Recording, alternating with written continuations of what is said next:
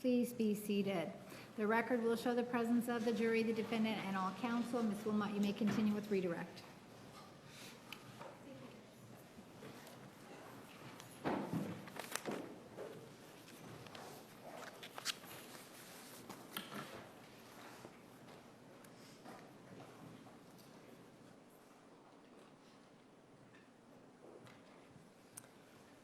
All right, Dr. Samuels. Hi. I was asking the question, hypothetically speaking, if a woman is attacked by someone that she loves and she feels like she needs to then protect herself from the attack and ends up having to kill somebody, kill that person, is that something that would be considered a greater trauma than one of the trivial stresses that we were talking about? Absolutely. And what about, hypothetically speaking, if that woman, there was no indications in her prior life of having any violence at all? Well, that would indicate that the trauma was extraordinary. And in these extraordinary traumas, is there a greater likelihood of dissociative amnesia? Absolutely. And in these extraordinary traumas, is there a greater likelihood of this dissociative amnesia being more complete? Yes. And what do you mean by complete? That the duration of the amnesia might be longer, and the depth of the amnesia would be greater. Okay. And so that's directly related to the severity of the trauma? Yes.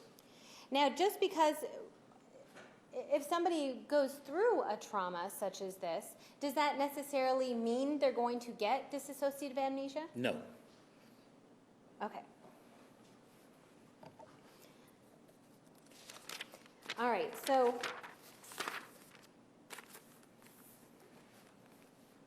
you remember the questions about you referred to it as a pencil drawing, I think. Your hill and valley. Yes. Is that there? Oh, no, I have it. You have it? Okay. All right. It's Exhibit 530.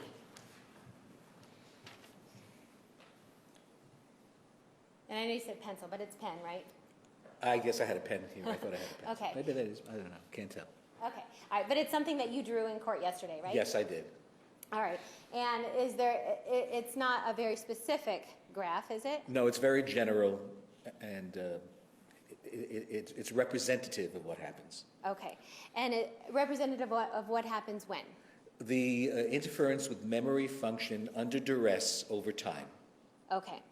And so when I know that the state was trying to get to pinpoint you down on when exactly memory function starts to get impaired, but there is no specific area on this graph because it's right? The research hasn't yet given us that answer.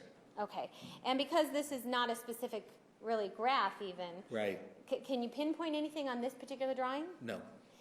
All right, but what you're representing, though, is at the bottom of the drawing we have where the bottom, basically, of the U. That's right. Is that representing where there's memory loss? Where new memories are not being formed. Oh, that's what I mean. I'm sorry. Okay. So where new memories are not being formed, is that what you said? Yes. Okay. So when new memories are not being formed, are we talking about what kind of memories, long-term or short-term? Well, eventually long-term memories are not being formed. Okay. So when we look at this graph or chart or whatever we want to call it, and we're talking a week or 2 weeks down the road, if new memories are not being formed in this bottom of this U, 2 weeks down the road, what does that mean with regard to the person's memory? The person may not remember what went on during that period of acute stress. Okay. And was that considered long-term memory 2 weeks later? No, this was sort of intermediate memory. Okay. Again, everything is hazy, but long-term memory usually refers to memories several weeks out. Okay. All right. And short-term memory refers to what? Short-term memory refers to something like remembering a phone number and then forgetting it a few minutes after you've dialed. Okay. That's short-term memory. Short-term memory. All right. And so when somebody is in this U type thing, which would be when they're undergoing acute stress, is that right? That's right. So when a person is undergoing acute stress, do they have their short-term memory? Oh, well, they can still function within that time frame. That's right, because they may remember something that happened a few seconds earlier or even 30 seconds earlier. That experience, though, is not being translated into long-term memory. Okay. But the short-term memory likely remains. All right. So I understand this. When we are in acute stress, if somebody is in acute stress mode, let's say for a couple of minutes, for example, is that person able to recall within those couple of minutes, just those couple of minutes while they are in those couple of minutes? Very possibly. Did that make sense? Yes, it does. Okay. Then when we talk about those couple of minutes, recalling that weeks later, is that what we are more talking about long-term memory? That's correct. Okay. And those couple of minutes of acute stress trying to recall weeks later, is that the portion that is going to be lost? Yes. So,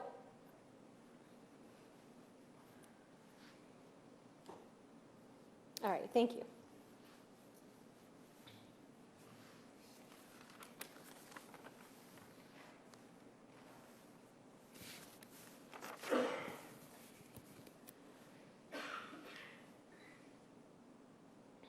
I want to talk to you a little bit about the MCMI, okay? Sure. You remember the question when the prosecutor was standing, reading to you from what appeared to be an article? Yes. Or quoting, actually. Yes. And did you ask the prosecutor for a copy of that? I did. Did you ever get one? No. And because you didn't get one, do you have any idea what that article was? No. Did you have any ability to look at the entire article? No. Did you have any ability to understand what those pieces, those quotes within that article, how they related to the entire context? No. Are you aware of other articles that discuss the use of MCMI and MMPIs? Yes. And in your experience, how many MCMI tests have you done? Thousands. Thousands? Probably close to, because I used to use it routinely for therapy patients too. So several thousand probably, 2,000 maybe. Okay. Is there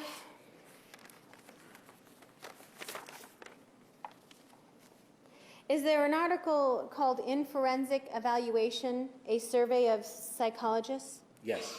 And in that article, is it what it says, a survey of psychologists? Precisely that. Okay. And is in the survey of psychologists, what are they, about the MCMI, what's the survey about? The survey is asking what percentage of time are MMPIs and MCMIs used in forensic evaluation? Okay, and forensic evaluations mean used for court? For court purposes, yes. Okay. And do you remember in that article what the percentages of the psychologists who were surveyed, what the percentages of how many times they used the MCMI versus the MMPI? I do.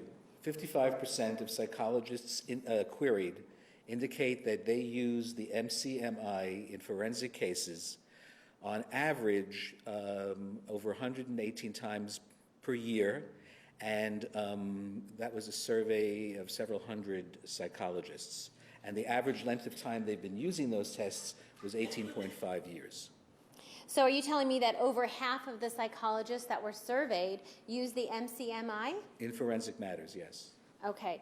So with regard, do you have any problems or issues using an MCMI test? Not if you use it correctly. And did you use it correctly? Absolutely. With Miss Arias? Yes. The psychologists, was there an average, and I might have missed this, was there an average age of experience or years of experience of those psychologists? I think it was 18.75 years of experience on the average for the over 117 psychologists queried. Okay, so these psychologists who know to use the MCMI 55% of the time for forensic work had an average of 18 and a half years of experience? Yes. Much more than 3 years. Yes.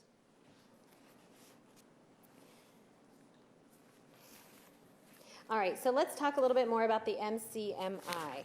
You were shown some, looks like some numbers.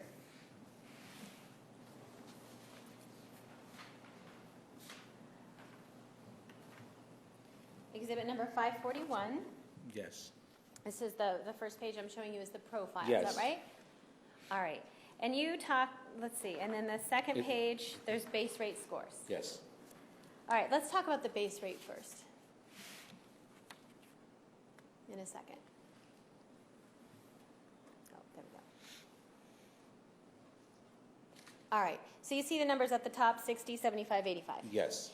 Now, you were continually asked about the number 75 and its special importance. That's right. In the MCMI, is there a special importance to 75 such that if you don't get it, you can't use it? Basically, what it says is that if you reach a level of 75, that's strong evidence that the variable that exceeds 75 is a real, true, significant factor. However, it also is stated for any of these tests that they should not be used individually and alone without comparing it and combining it with other evaluative techniques, including an extensive interview of the client. Okay. So I was not using it specifically to give me a diagnosis, but rather to confirm a hypothesis that I had created previously. Your hypothesis that she suffered from PTSD. Yes. Okay. So let me make this clear, I think. Let's say you ignored the rules with regard to MCMI and conducted just the MCMI test. Yes. Okay? So you didn't interview anybody, you didn't look at anything else, you just conducted this test. Yes. First of all, would that be a problem with the way the MCMI is supposed to be used? That's correct, yes. Okay.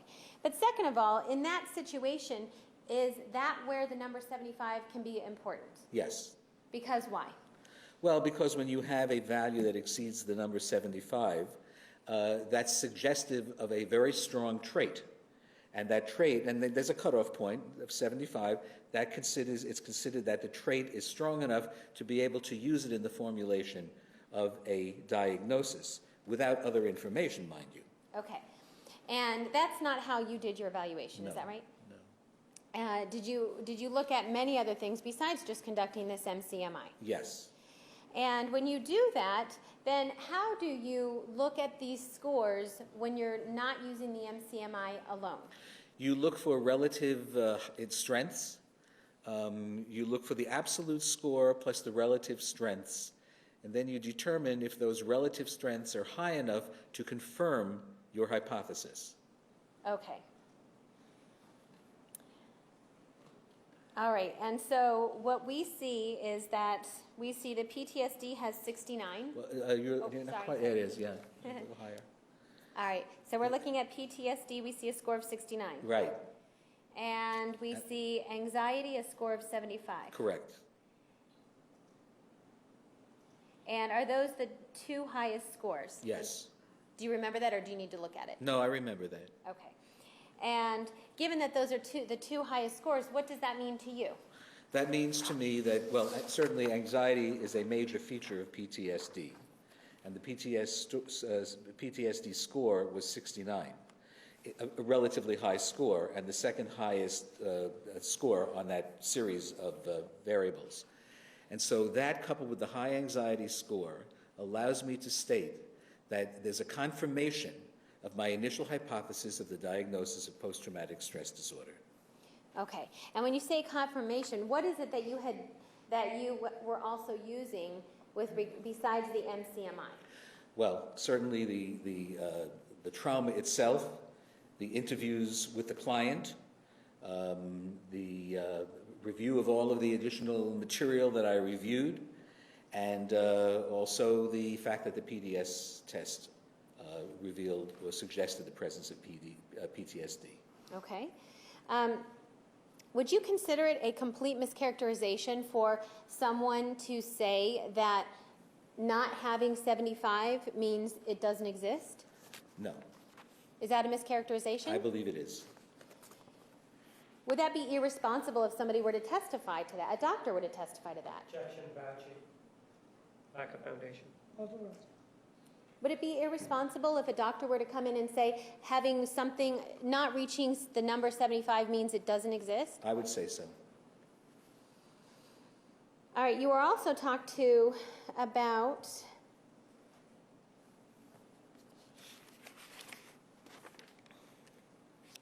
Oh, about the MCMI and how it's the way it was created and it was normed. Yes. What does normed mean? Well, when you do a test like this, you basically give the sample questions. Actually, you give more than just the 175 that were chosen, as test construction can be a rather lengthy and difficult process. But you take a pool of questions and you administer them to people that have previously been diagnosed according to the DSM manual. And you look to see which of the diagnoses are associated with a group of particular responses. Now, in order to get this from the items, very complex mathematical calculations are conducted, they multivariate analysis and so on, which is beyond me at this point. But at any rate, they finally select a pool of the items that most well correlate with particular diagnostic categories. That creates the test. Then those tests are scored. The various comparisons between different types of questions are made through this algorithm, and they do a comparison to people that have been previously diagnosed with these particular disorders. And then it basically says this individual's pattern approaches a similarity with people who have already been diagnosed with this disorder. Do you have any idea how long it takes to create a test like this? Oh, and it can to make take it valid? it can take a decade or more, and it's an ongoing process because the validation groups keep changing as society changes. Okay. So this is an ongoing process. All right. So in other words, the MCMI was not created last year. No. Is it something that you said is continually being validated? Yes. So let me get this straight then. You're talking about a population of people, let's say, who've already been diagnosed with PTSD, Yes. for example. Well, and other conditions as well. And other conditions. Yeah. I just want to narrow it down Sure, to make it easier. sure. So, for example, you're talking about a population of people who've been diagnosed with PTSD, and then do those people take this test? They can, yes, that's right, they do. Okay.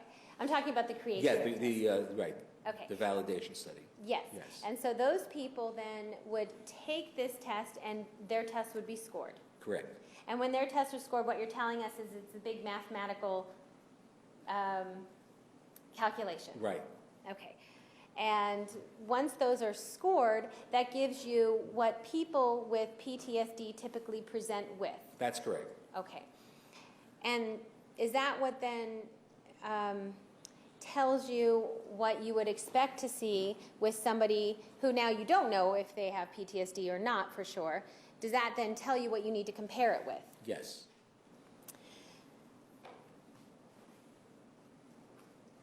At the time that this test is given to Ms. Arias, did you already have a hypothesis about PTSD? I did. What was your hypothesis? That she was suffering from a form of PTSD. Okay.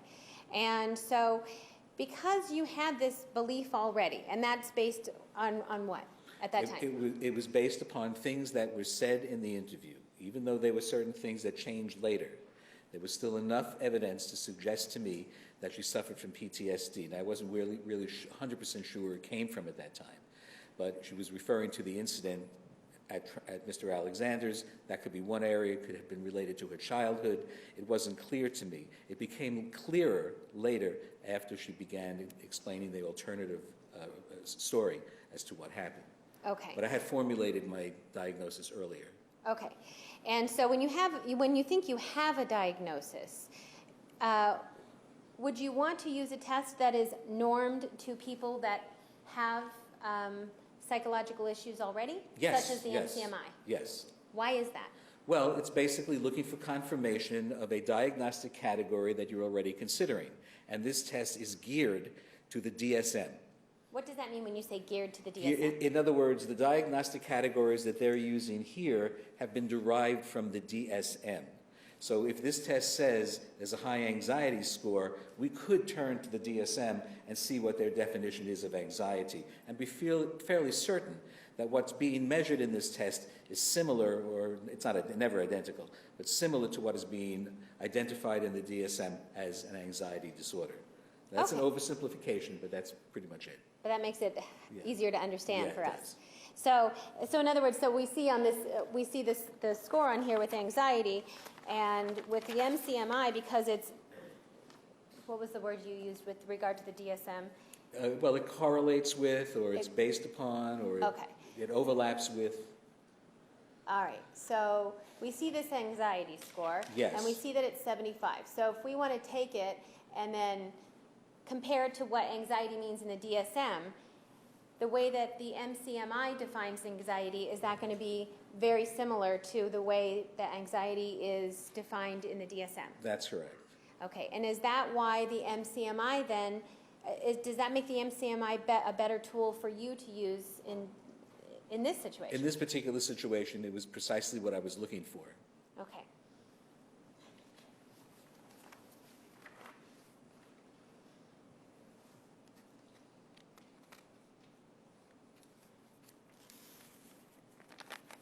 And you were asked the question, would it be more valid to give Miss Arias a test with regard to the general that's normed to the general population?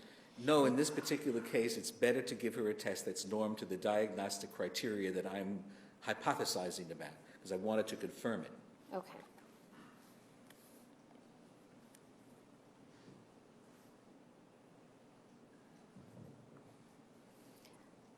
All right, you were asked the question about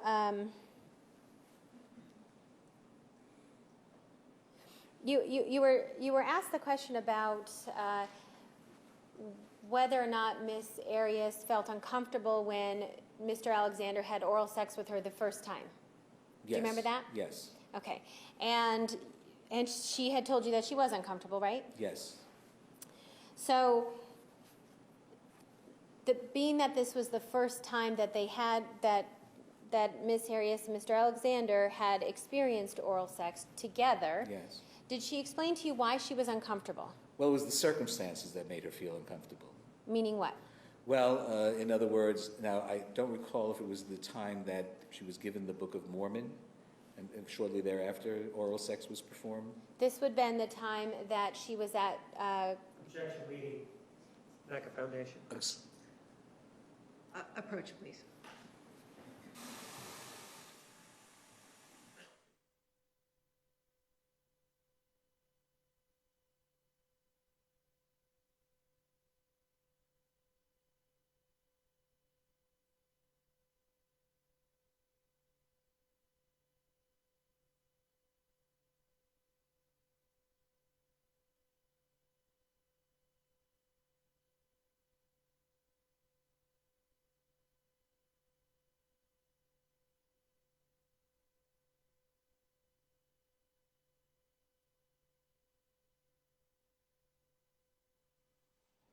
You may continue. Dr. Samuels, do you remember Miss Arias talking to you about when she was at a friend of Travis's home? Yes, I do. And it was just shortly after she met Mr. Alexander? Yes, I recall that. All right. And did she spend the night? She did. They had separate bedrooms. She spent the night. Okay. And did Mr. Alexander come into her bedroom? Yes, he did. And is that the time when he took off her clothes? Yes. And then he performed oral sex on her? That's what was told to me, yes. Sustained. Did he perform oral sex on her? Yes, that's what was reported to me. All right. And did she tell you she was uncomfortable? Yes. Why was she uncomfortable? Well, she was in a friend of theirs' home. She was under the impression that premarital sex was not permitted, and there was no preparation for her. He just popped up in her room and then performed the oral sex, removed the clothing and performed oral sex. And did this appear to be too soon for her? Yes, she claimed that it was too soon because normally in a relationship, there's a period of time that would transpire before she would be involved sexually with the person. Okay, so regardless of whether or not Miss Arias had any prior sexual experiences, did she feel uncomfortable with Mr. Alexander because it was too soon? Yes, that's what she reported. And after that night, did Mr. Alexander take her to church? Yes.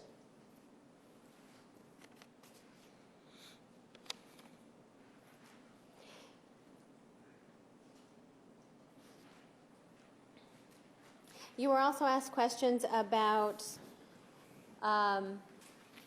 Miss Arias reporting to you that she had regular anal sex with Mr. Alexander. Yes. Or I should say, I guess, anal sex on a regular basis. Yes. Objection misstates the question. Never asked about regular. Assumes fact's not in evidence. He was not asked whether it was regular. Sustained. Were you asked about whether or not they had anal sex? Yes. Okay.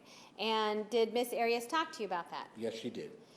And at some point later, did she tell you that she did have anal sex or tried anal sex with another boyfriend? Yes, she did. Now, is that something that is important to your ultimate diagnosis of PTSD? No, because if she was complaining that the physical trauma of having the anal intercourse was harmful to her, then it might have had an impact on my diagnosis. But it turned out not to be that, it was not comfortable for her, I recall, but nonetheless it was not traumatic. And so whether she had had it before with others is not really that significant for my part of the evaluation, for my involvement in the diagnosis. It's not that critical. All right, and so you were talked to, do you remember being asked about you doing an addendum to your report? Yes. And that you did not put this information about her trying anal intercourse prior to Travis a couple of times? That's right. Is that something that you needed to put in your addendum? No. Is it something that changed anything with regard to your diagnosis No. or what you felt about acute stress or PTSD? Not at all.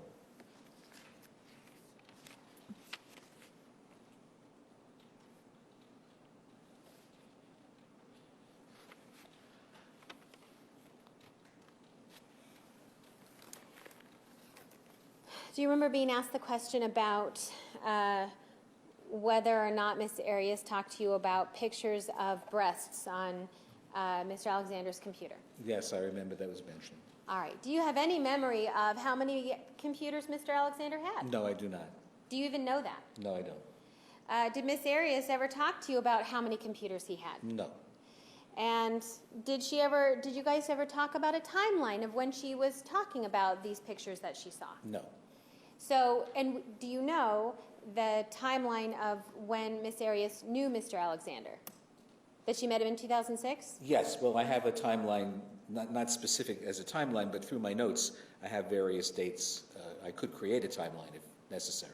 Okay, well, my question is, though, is that when she was talking to you about these pictures on his computer, was there ever a specific time that she saw them in 2006 versus 2008? No.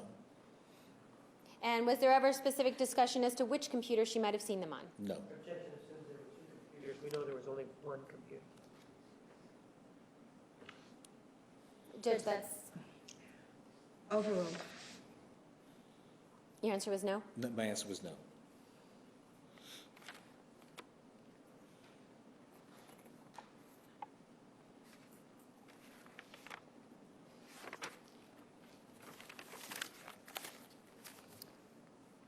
All right.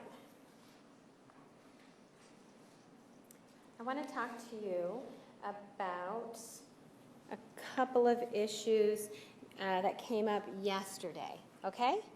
Yes. I think it was yesterday. All right, you were asked questions about giving or sending a book to Jodi in jail. Is that right? Yes. And how do you do that? How do you send a book to a person who's in jail? Well, I obtained her jail address, and I went online, and I ordered the book from Amazon, and it was delivered to her directly through the mail. Okay, so did you don't deliver it personally then? No. And how much was it? It's about $9. It was a paperback book. And in the timeline of when you met Miss Arias, beginning to end, do you remember when this book went in approximately? I have it in my notes from the first day I visited her. Okay.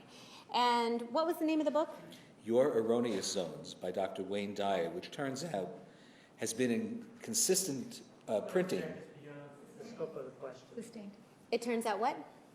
That it's been consistently printed since 1978 in different versions, and it's a extremely well-known and useful self-help book.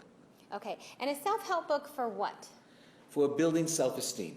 For building self-esteem. So does it have anything to do with depression? No. Okay. And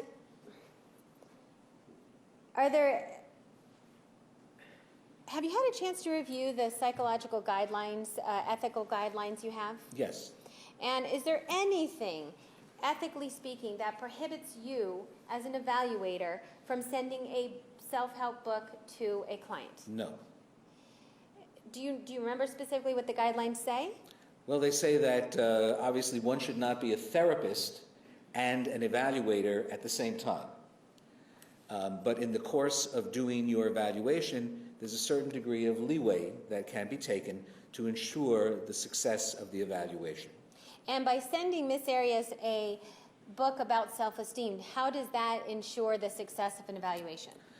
I listened to her story, and it was apparent to me that she had very low self-esteem from the first visit.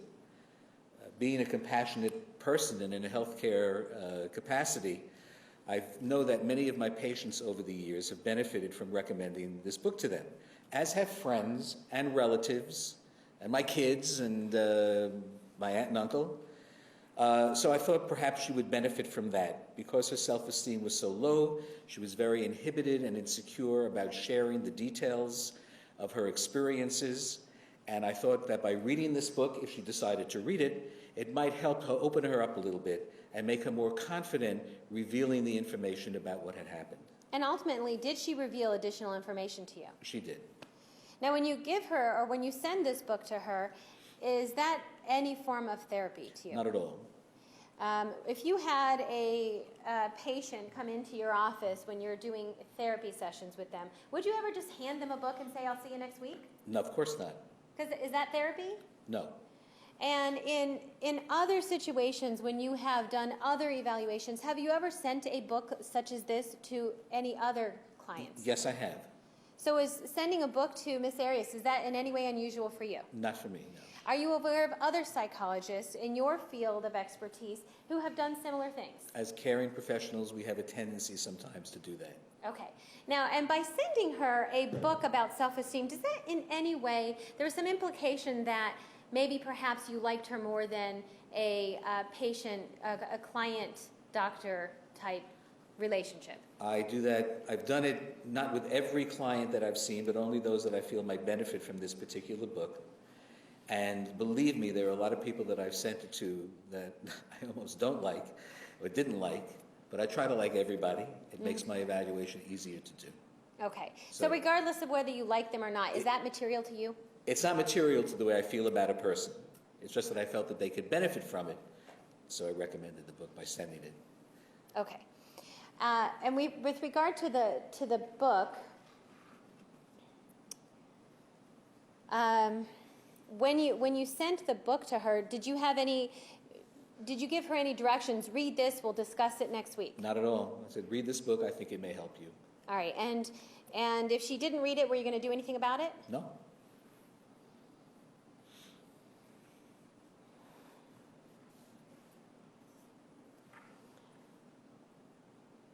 Do you remember being asked a question about tape recording your interviews with clients and patients? Yes. And do you ever tape record? No, I would only in cases where it was required for one reason or another, but no, typically I do not. Okay. And why is it that you don't tape record? The presence of a recording apparatus frequently inhibits what people will tell you. I knew specifically in this case that the material that we were talking about would be very sensitive to her. And so, typical to many other cases, for example, if I was working with someone who committed a crime, they might be reluctant to reveal something that could conceivably be called by the prosecution, and they, in a sense, would be testifying against themselves. So to avoid that type of problem, since I don't have to do it, I rarely do it, and I find that people are more likely, and by the way, that has been shown by scientific study, people are much more likely to reveal to an interviewer if they're not being recorded.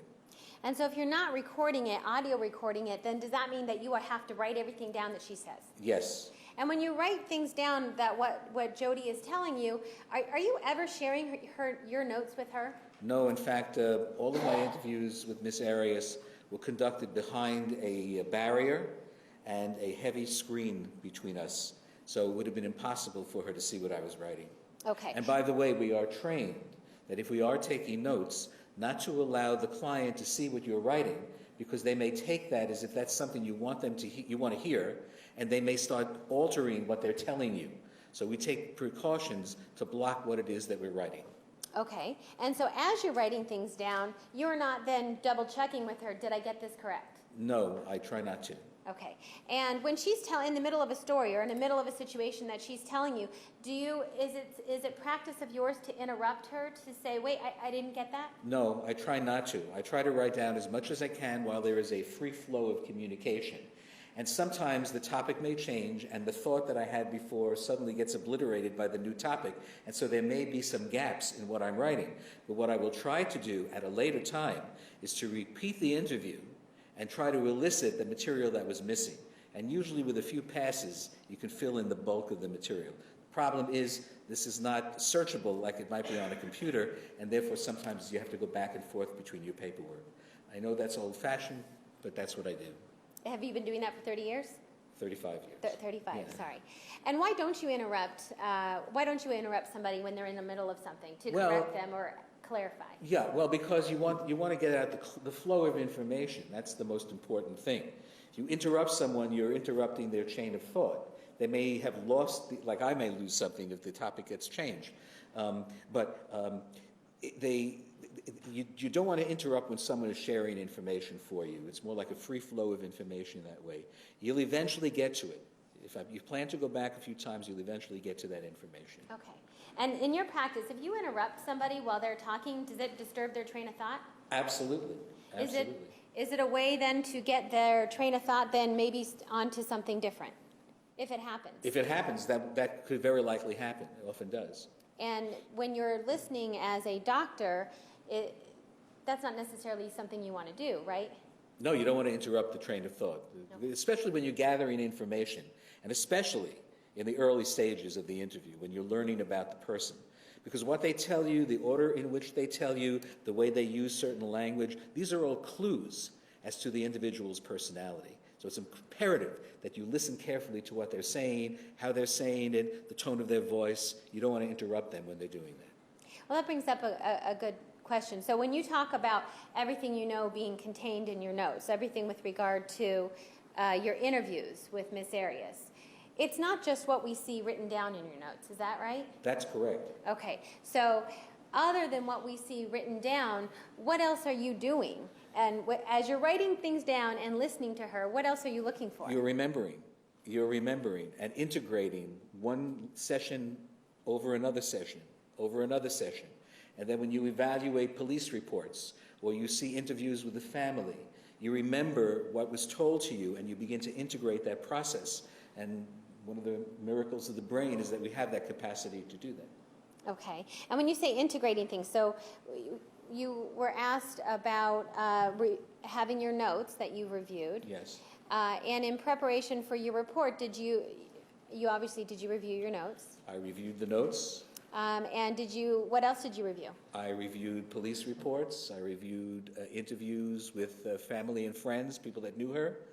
Let me stop you there, actually. So did you do any actual interviews of these families and friends? No. Is that something normal that you would be expected to do? Sometimes it can be done, but if you have other people going out getting that information, usually that's enough. Okay. And there are times when I've called family members on specific aspects of the case, but I didn't feel the need to in this case. All right. So you reviewed their other people's interviews, you Yes. said? And what else? I'm sorry, I interrupted you. Okay, photographs, police descriptions, various interviews. I reviewed Ms. Arias's voluminous diary, emails, text messages, and whatever else was given to me by the state and by you folks. Okay.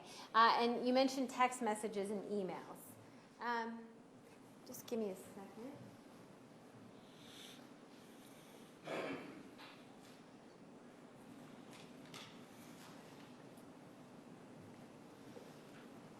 Okay, so we were talking a little bit ago, and I apologize for having to go back, but about the assertiveness of Ms. Arias, Yes. or lack thereof. Yes. All right. In reviewing text messages, did you review text messages between Ms. Arias and Mr. Alexander? I did. And in reviewing those text messages, did you see any common thread of assertiveness from Ms. Arias? No. Did you see the opposite? I did. Did you see Ms. Arias, in those text messages, did you see arguments that were contained in the text message? I did. And Did Miss Arias typically back down from arguments? Typically, she did. And did she talk to you about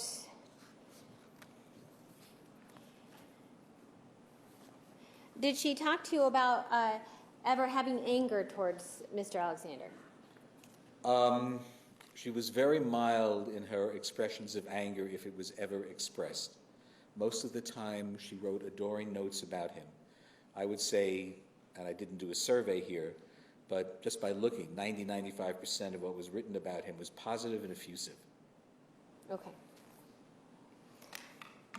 All right.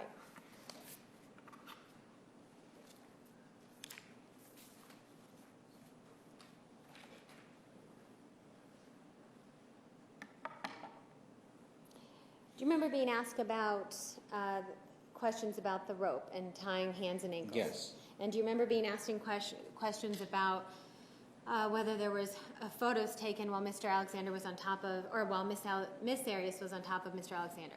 I did remember that, yes. You remember those questions? Okay.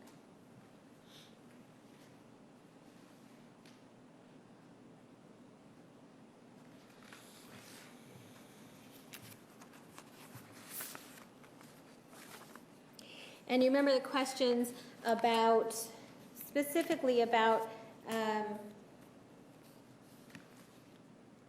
whether, well, the state played a clip for you. Do you remember hearing yourself part of the interview? Yes. Okay, let me grab that.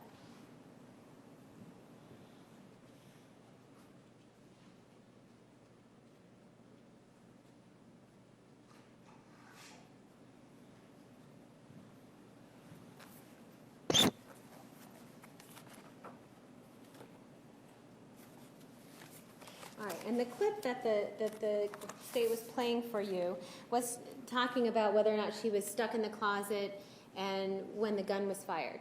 Or, Yes. I'm sorry, not when the gun was fired, but grabbing at a sweater. Grabbing the gun. Okay. And you looked through your notes, haven't you? Yes. And is there anything in your notes with regard to a sweater? Yes. Is there? No, not to a sweater. No, I thought you meant to the gun incident. The Okay. closet. But no, And- nothing specific to a sweater. All right. And did she talk to you several times about what happened when she grabbed the gun and ran out of the closet? Yes.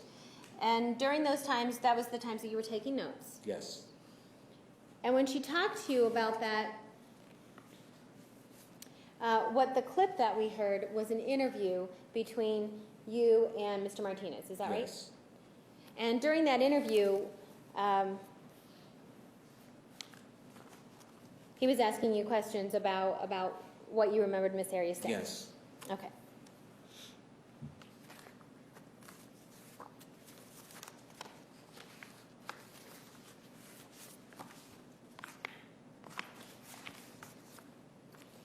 All right,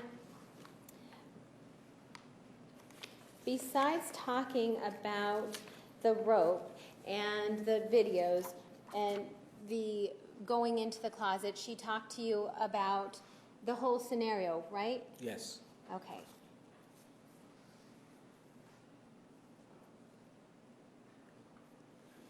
Did she talk to you about that his violence began in 2008? Objection, yes. Approach, please.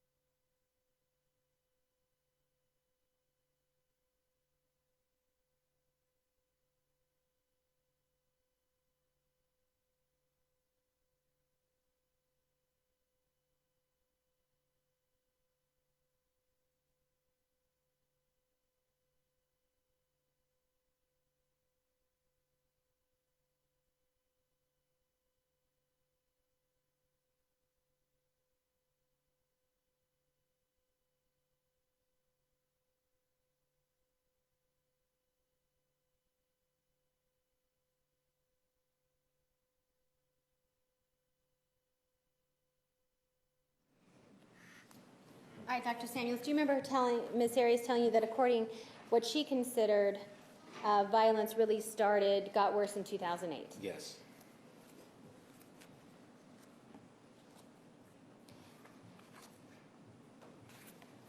And with regard to the gun, do you remember her telling you, Objection E. Overruled. do you remember her telling you that she thought that if she had the gun, it would stop him? Yes. Objection, lack of foundation, which time? Sustained. Well, there was only one time she had a gun. Are we First time talking? during the interview, lack of foundation. Okay, so the first time that she talks to you about what actually happened, let's see. The first time that she actually talks to you about what actually happened was when? Do you remember? I think it was in sometime in April Of what year? of 2010. Would that be April 11th? Yeah, I believe. Let me look.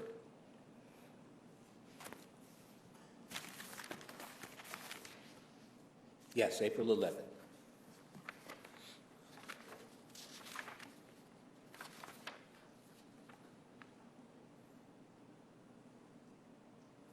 All right.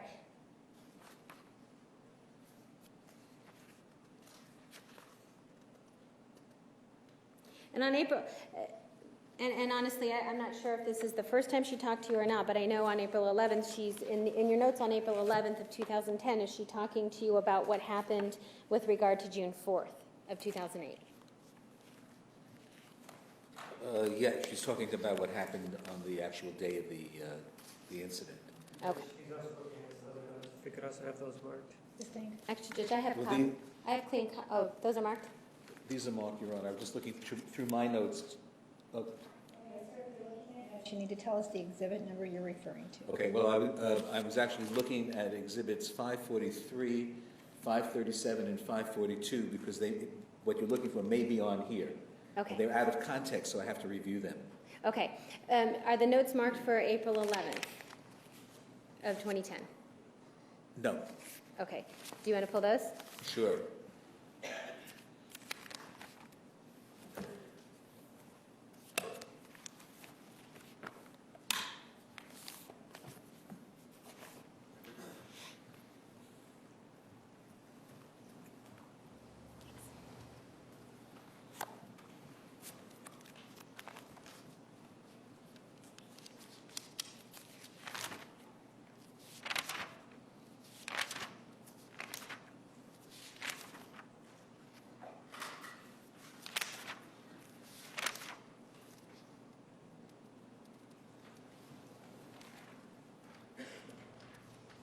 All right. Exhibit 548 is the April note. April 11th. On the second page there, does she talk to you about the gun? Objection, improper refreshing of recollection. He doesn't say he doesn't remember. So he's basically going to read his notes, improper impeachment. Sustained. Do you remember what you specifically wrote in your notes? Could you tell us verbatim? Not from memory. It's relevant as to what he wrote. The relevant inquiry is whether or not he remembers what she said. Just can we not have speaking objections? May we approach?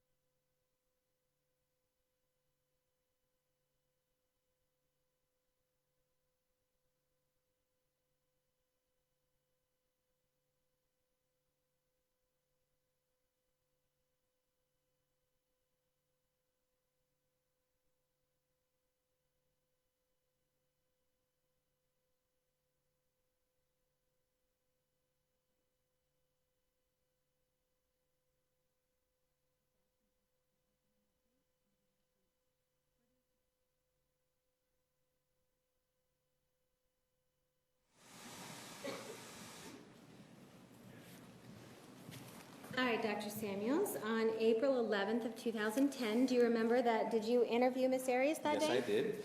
All right, and on that particular day, let's not refer to your notes yet. On that particular day, do you remember specifically if she talked to you about the gun? Yes. And do you remember if she talked to you about what happened in the closet and the bathroom? Yes, she was fleeing his approach. She ran into the closet.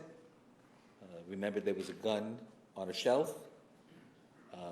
Pointed it towards him, and I recall her telling me, and I wrote that she was hoping that the sight of the gun would hold him at bay. Okay, was she hoping to create distance? She was, in fact, said that she was trying to create distance between herself and Mr. Alexander. Okay, and specifically, do you recall what she said with regard to being in the closet or running out of the closet when the gun goes off?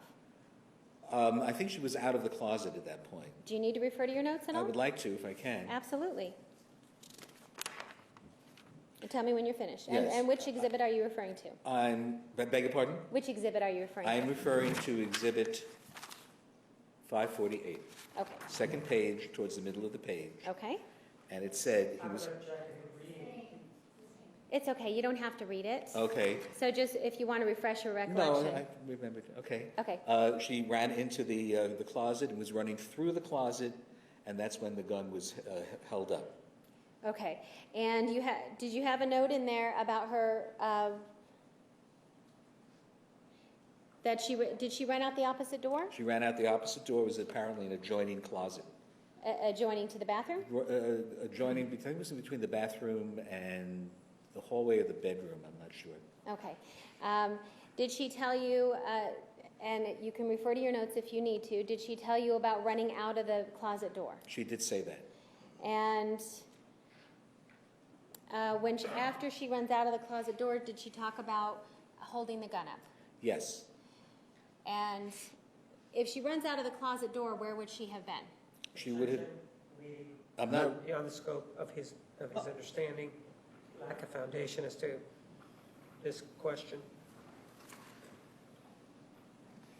Approach.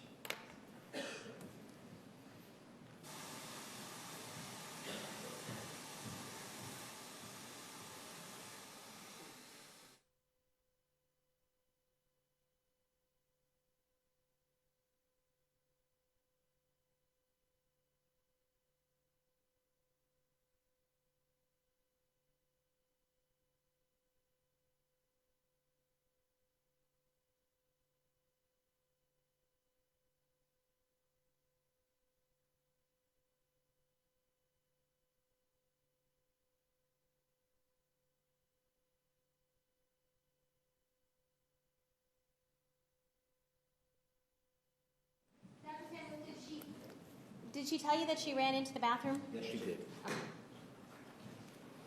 And so when I'm asking you the question of if she ran out the door, the closet door, where did she run into? Did she ever tell you where she ran into? She ran into the bathroom. Okay. And when she runs into the bathroom, did she talk to you about pulling the trigger? Yes. And did she talk to you about the gun going off? Yes. Did she say what happened after the gun went off? He let out a scream. She didn't notice blood, but he kept coming towards her. Okay. Did they fall on the ground? They fell on the ground. And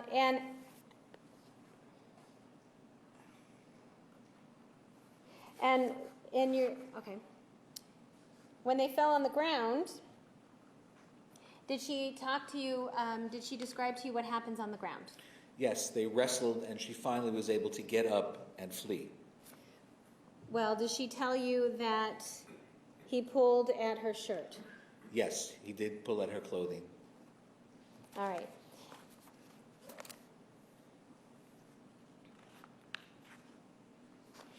On April 21st, did she talk to you again about what happened? Yes, she did. And is this something that you're doing on purpose? Are you asking her what happened? I'm asking her a second time, and there was maybe even a third time, what happened. And that way, there's an attempt to, through successive approximations, get a better understanding of what actually happened. When people tell stories, they frequently will tell different parts of the story, not because of the fact that they're lying necessarily, but because of the moment that they're revealing it, they only remember that. And what we find is that if someone has a pre-made story, has made up a story, usually that story is very consistent time after time after time. But here, each story was a little different, and I was able to synthesize what I thought was the most likely occurrence. Not accurate 100%, but reasonable. Okay, so what you were saying is with made-up stories, do you hear, when you hear made-up stories from people, do you hear the same verbiage over and over? Almost, yes, you do. And do you hear the way things happened exactly the same every time? If not exactly, very close to the same. Sometimes the same words are used. Okay. And when somebody's recalling something that actually happened, are there sometimes small details or details that are left out one time but then told another time? Yes.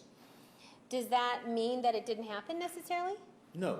It means that something like what was told, the average of all of those times, likely happened. That's Okay. what it means.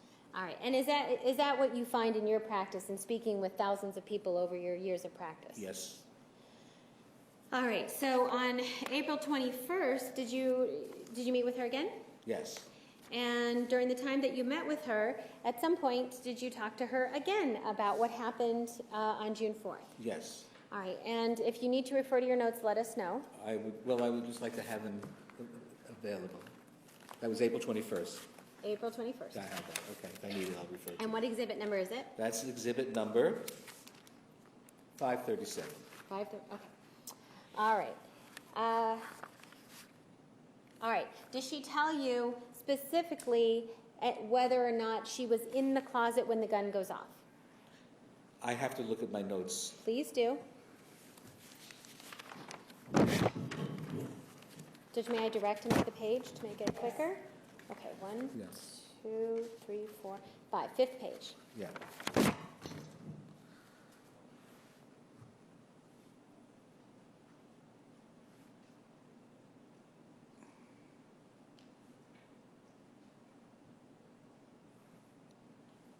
Yes. Well, she doesn't talk specifically about the closet.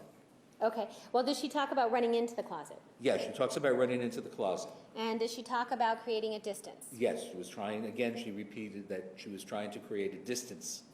And does she tell you that she goes for the gun? Yes. Sustained. And after she talks about, does she talk about the gun? I'm sorry, could you repeat that? Does she talk about getting the gun? Yes. Okay. And after she talks about getting the gun, does she say where she goes? She ran out into the hallway. Into the hallway or into the bathroom? Hold on, let me see. I just want to be sure.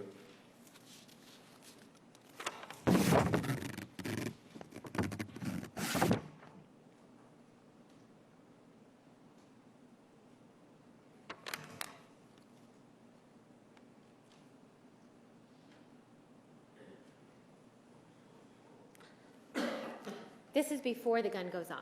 Oh, okay. And I was on page 5. Okay.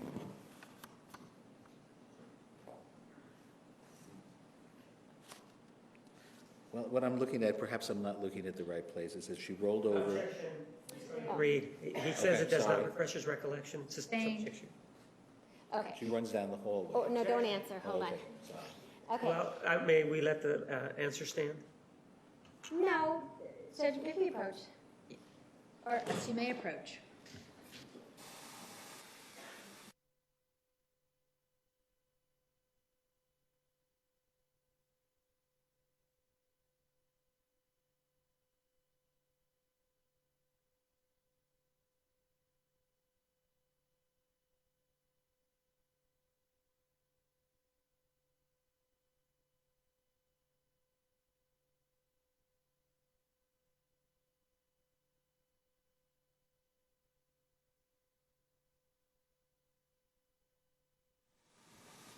You may continue.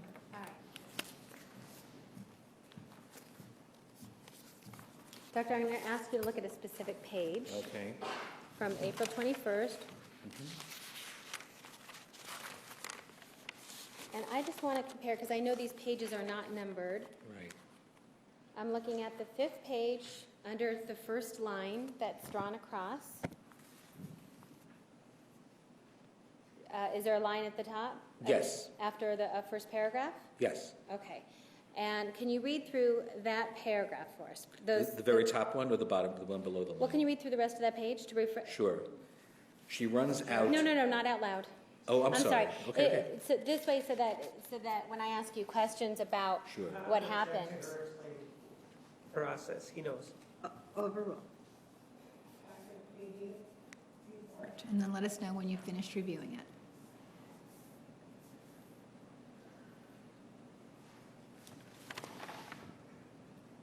Okay. All right. Is there reference in, do you remember after reviewing the report, do you remember better what she told you? Well, I do remember that she ran into the closet, Okay. and then she said that she eventually ran out of the closet. Okay. And were you trying to describe where the closet was located? Yes. And how did you do that? Well, she described it to me. Okay. Because she had told me once before about the closet, so I combined that with what I had learned previously. Okay. And that it was adjoining to the bathroom? Yes. All right.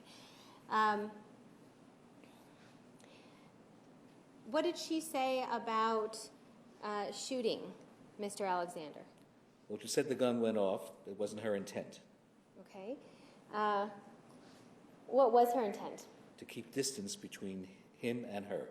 Did she talk about her feelings? How she felt at the time? She was terrified. She was frightened. And did she talk about what happened as the gun goes off? What was Mr. Alexander doing as the gun goes off?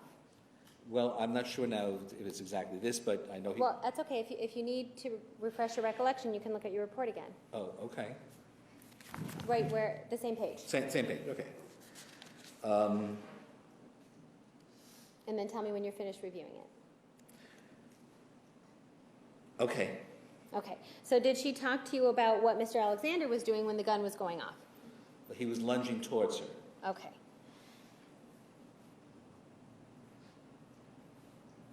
And did she talk about after he falls on top of her what he did? Objections, leading. Overruled. Yes, she did. And what is he doing then? Well, he was on top of her, and she knew enough to indicate that he was a wrestler, and she realized and recollected at that particular moment that that was a very disadvantageous position for her, so she tried to get away and ultimately was able to get up.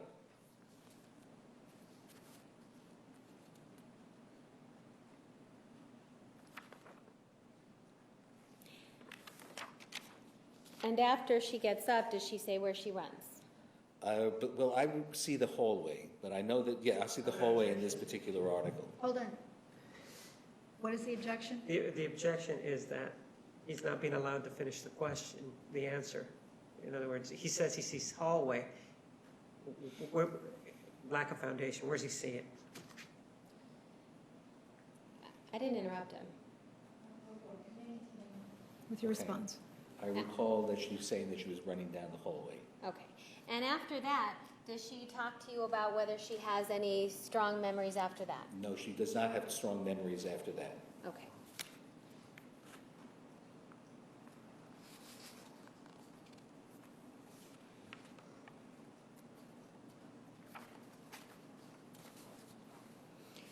All right. Did she talk to you again on June 9th of 2010?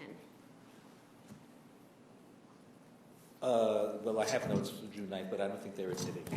Oh, Should I pull them out of here? go ahead and pull them out.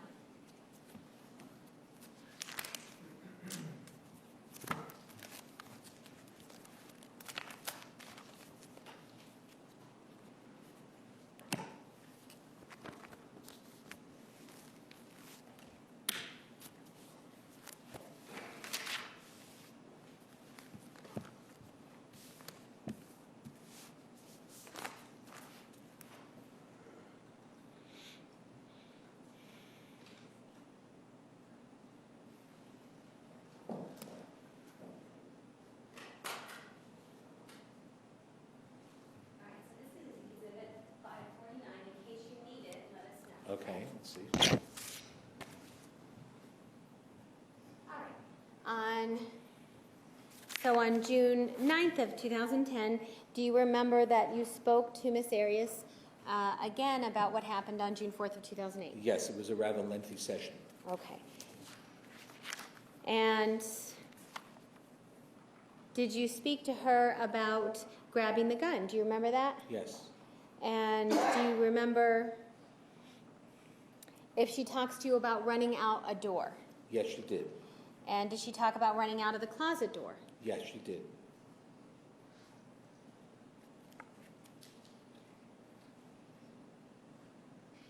Did she talk to you again about whether or not she planned to shoot? Objection of previous ruling. Please.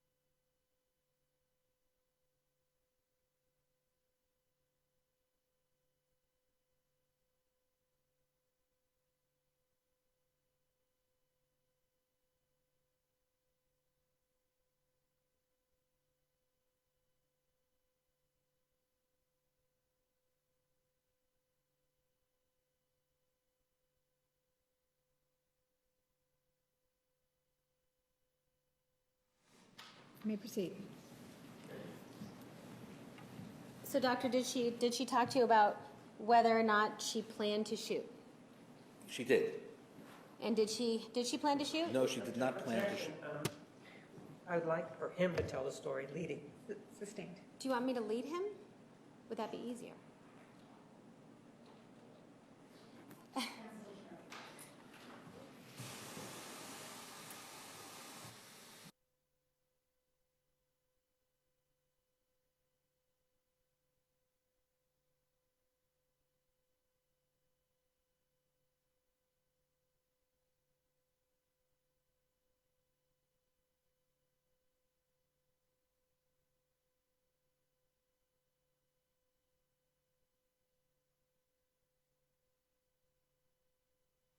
You may continue.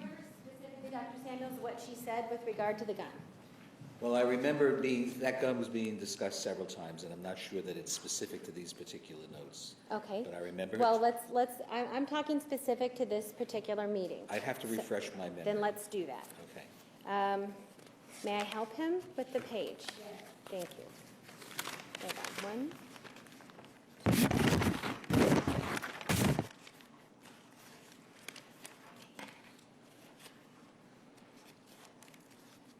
On the 12th page.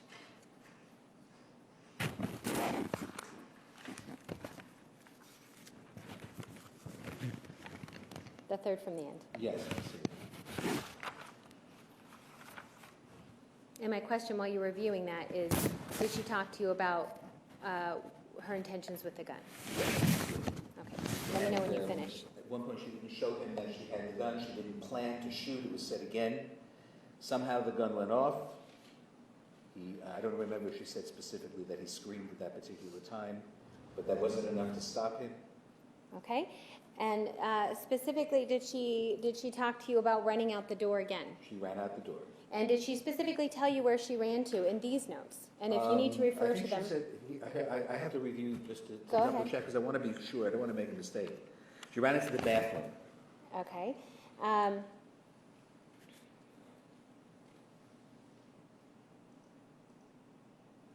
And after she ran into the bathroom, what did she tell you? Do you remember? I'd have to review my notes for Go ahead. be specific about that. She turned around and pointed the gun at him, but he did not stop. Okay.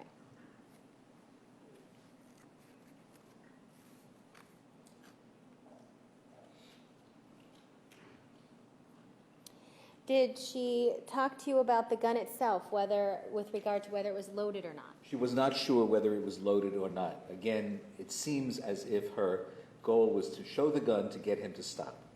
Okay. Is that based on all the things that she told you? Yes. She indicated she had never fired a gun before. Okay. And did she say what happens with the gun after she fires it? It was dropped. How was it dropped? I, Do you need to refer to your notes? I'd like to refer to my notes, so I don't Sure. want to make any errors here. He hit her, and then she dropped the gun, Okay. and then it led to the struggle. Okay.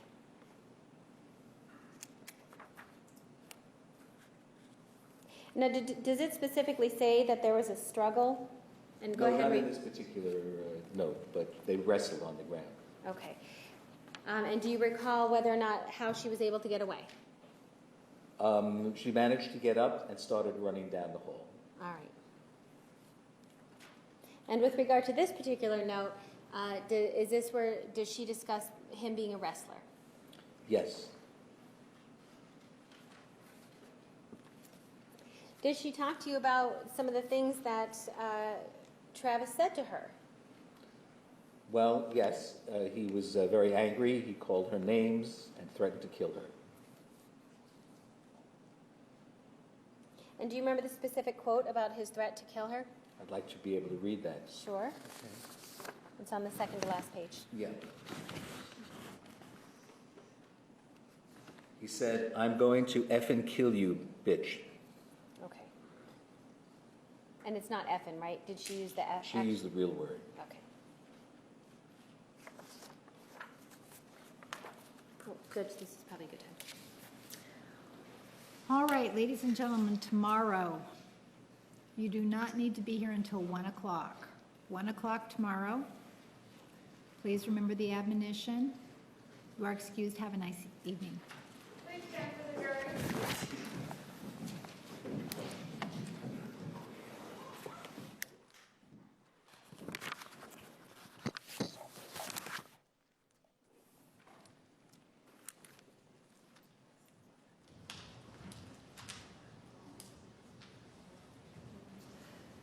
Could you hand me all?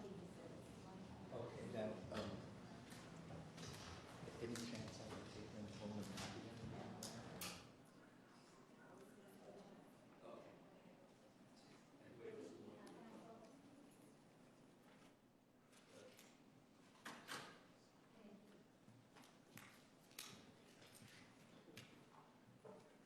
Council, please approach.